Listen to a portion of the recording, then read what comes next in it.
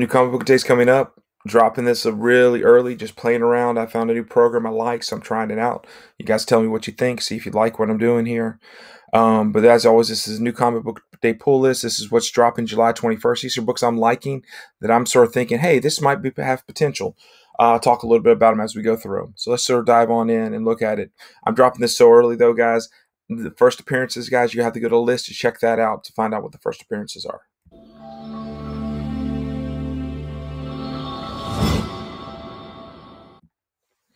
So, as I said, new comic book day pull list. This is CBSI, July 21st. First off, guys, Moon Knight's coming out. I am super excited. I've always loved Moon Knight.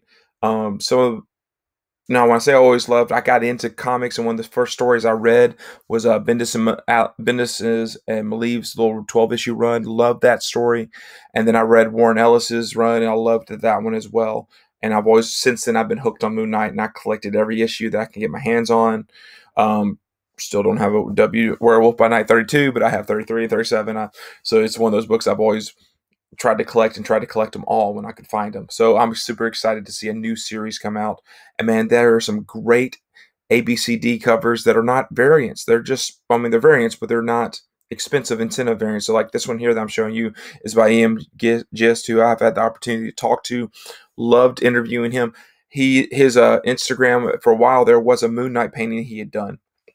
So he is just awesome. If check out his stuff, follow him. He did Strain and some Aliens comic books, and he's now popping in and doing some Marvel books. He did Conan. He just did a great Boba Fett cover for IG Comic Store, and I think he actually has another one might be coming out here soon too. So this is Moon Knight. I'm super excited to see this. There's some couple motor covers that we're going to dive into and look at. So this one is Deluxe. I mean, wow, this is fabulous as well. I mean, it's just one that's like, okay, which one do I choose? A, B, C, D. This is Athenos cover. This is another great one. I'm hooked on all three of these. These should be cover price at your stores. I don't think the value, even though I've heard there's a first appearance in the book, I don't think their value is going to be in there because I think stores are going to up them because there's a one for 100 and a one for, I think, maybe even a one for two. I think there's a couple of one for 200s as well, which are virgin versions of some of these covers. So I'm not as high on them as far as collecting. If I'm on any one that I'm going to say is the one that might climb in value, is this one here, because this is, when you think of Moon Knight, you think of Bill. This is a sync cover. This is a hidden gem. I think it's a one for 100.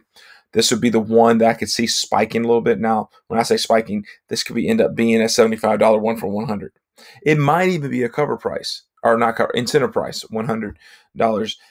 Unless the bad guy or the person that appears in this book becomes important to the TV show, I don't see a lot of potential here as far as speculation. You buy the cover you like, buy all the covers you like. I think this is, but I don't know how much outside of going to a $10 book. I don't see this unless the character becomes something. So maybe this is grab 2 or 3 and just hold them. This is just a gorgeous cover. This is Deckel. This is the B cover for Deadly Class. I was so excited to see Deadly Class came back. This is issue 47. But this is just a gorgeous, gorgeous cover. Deckel has his style when you start noticing it in some of his covers. He does really good with women and swords. He's had some great Psylocke covers and everything. So I definitely like this cover. This is Nottingham number 5. This is the last issue of the arc. They have come out and they said there's going to be a second arc.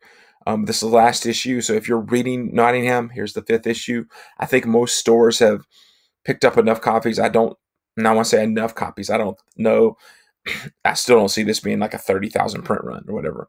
But I think that issue 5 would probably have as many as issue 4. It was 3, which usually they go down. But I think these have been pretty consistent. And 1 might actually be the lowest ordered. This is Power Rangers. Only reason I'm throwing this, it's weird. This is a secret variant, but it's not a secret because I found out about it on a Thursday. But supposedly there's not every store gets them. They just randomly insert them in the boxes. Now, I don't know how much truth there is to that, but this is a Mirka Andolfo cover, so I'm a fan of hers as well. So this might be a book to check out to see. I don't know how secret of a secret variant it is. Of course, you can't call your store and ask for them. If you do, you're going to hip them to it, and then it becomes a $10 variant or a $20 because it's a secret variant. There have been very few secret variants that have maintained their value after week 2. The exceptions are if there's a first appearance. So like, what is it? The Venom with the tongue. That one is probably one of the few that has maintained its secret variant being worth a little bit more, because most of them have been on random Marvel issues that no one cares about. This is Jabba the Hutt Bounty Hunters. There's a one shot. This is the B cover. It has Boba Fett on the cover. It has this new character on the cover. Really dig the look. I'm not 100% sure if this character is first appearances in this book, but it's a character that I have not seen a whole lot, but then it's featured heavily on this cover and then heavily on this one for 25. That's just freaking awesome. Definitely one that I would try to track down. I know it's already starting to sell for $30, $45, so this might be one to look out for. Mom.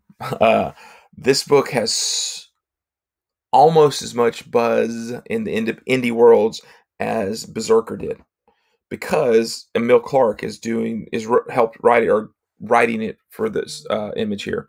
So it's created this buzz. You can get this. This is the A cover. There's 2 or 3 different great variants. I think there's a one for 25 I really like, or maybe one for 50. I can't remember. But the reason I'm showing you this one, there's also a one for 500 that is signed by Emil Clark. That's the variant. I'm not sure if there's a special like ink she uses. I'm not sure if you get this cover A and then go to the con that she's at and have her sign, if they'll all of a sudden.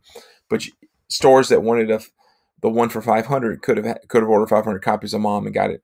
I don't think this will have the print run like Berserker did, but some people are high on this. It's been being talked about and buzzed about in several spec groups and indie comic fan groups. Now, if you don't know who Emilia Clarke, and I'm probably butchering her name, she's of course Game of Thrones.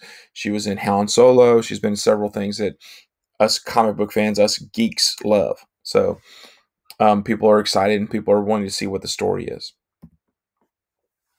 This is Walking Dead Deluxe. This is the color versions. This is issue 19. This is one of those of the Walking Dead issues as they've slowly come down. This is one that still held its value. When they did their blind bag, the black bags, the 19 was probably the most sought. That and the Negan issue are the two, because it's the first appearance of Michonne, however you say her name. There's several variants. I don't think there's actually any incentive, but there could be a sneaky like gold foil one that slips through. I know, I think it was issue 12. So all of a sudden, there's a one per store that no one knew about. And not even sure if that every store got it, but I've seen it. And no one knew about it. I missed it on that day, so I would keep your eye out to see if maybe there's something special, just because of how important she is as a character, as a fan favorite character. So this is the Melton cover. I like Melton. Melton did a great Star Wars Kylo Ren variant that I really like. This is a Firefly brand new verse, issue 5, I believe. This is Tula Lute. So I like her style. I mean, even though her style, every character looks very similar, but it's a style that you recognize, a style that you like. She accomplishes that erotic look. No, even when they're fully clothed, she just accomplishes that look. I think she does really well with this character. I have read the first 2 or 3 issues of it. I haven't read 4, so I can't even speculate what 5 will be about. But I do like this. There's the Virgin cover, and there's also, I think this is the one per store, and there's also a trade cover as well for this. No, I take that back. This is the one for 25, and there's a one for 10 that has the trade version. This is one, I think 2 issues ago for this series. The C cover was almost nude, looked like she was nude sitting in a chair, and was all of a sudden a $20 book when it came out. This is the C cover. Bondage, seductive redhead, not necessarily nude, but not fully clothed. A lot of potential here for this to be in a quick $20. I do say I've picked up some of these in back issue bins before, and I've been able to flip them for $15. So just keep that in mind. If you can get it for cover, or even wait long enough. I haven't read the story. I have nothing, but I do know that Midtown this is sold out. So just keep that in mind. Philadelphia. Lots of buzz, lots of excitement about this series. As far as people picking up the later issues, not quite so much, but this is Paul Pope.